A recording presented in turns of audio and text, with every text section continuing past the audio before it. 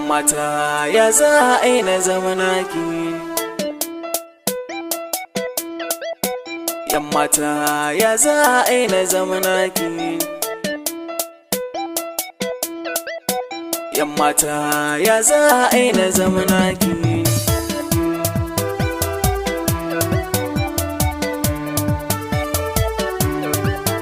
Kin jefar amanar da na baki. Yammata ya za a yi na zama naki. Kin jefar amanar da na baki. Yammata ya za a yi na zama naki.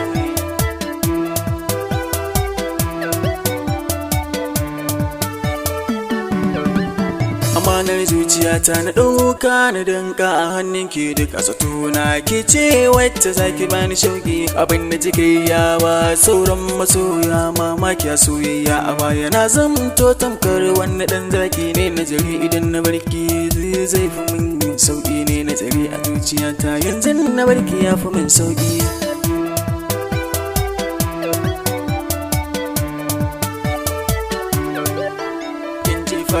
Amanar da na baki. Yammata ya za a yi na zama naki. Mai ajiyar da ba ta fita a komai ba a san cuta, gaskiya da daɗi to a furta na kidme don ina santa. Babbar cuta ki fahimta amma sun kasa fahimta, shikenan na faɗa za ki tun rannan.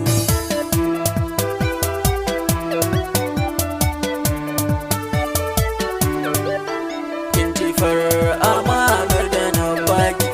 Yammata ya za a yi na zama naki.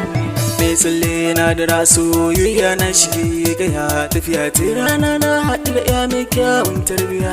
Tarba ta mani mai girma har ta bani miya.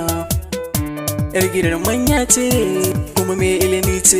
Bugun zuciyar numfashi na ina tunoki. Bugun zuciyar numfashi na ina tunoki.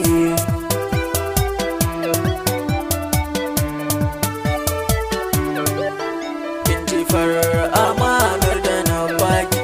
Yammata ya za a yi na zama naki. Soyayya akwai daɗi ba baɗi zama da maɗi, domin duniya da faɗi ɗan fulani ke shaɗi. Soyayya an kai naɗi an amma kai karɗi, a zuciyar ki zana zamto mai gadi. Kin jefar amanar da na baki. Yammata ya za a yi na zama naki.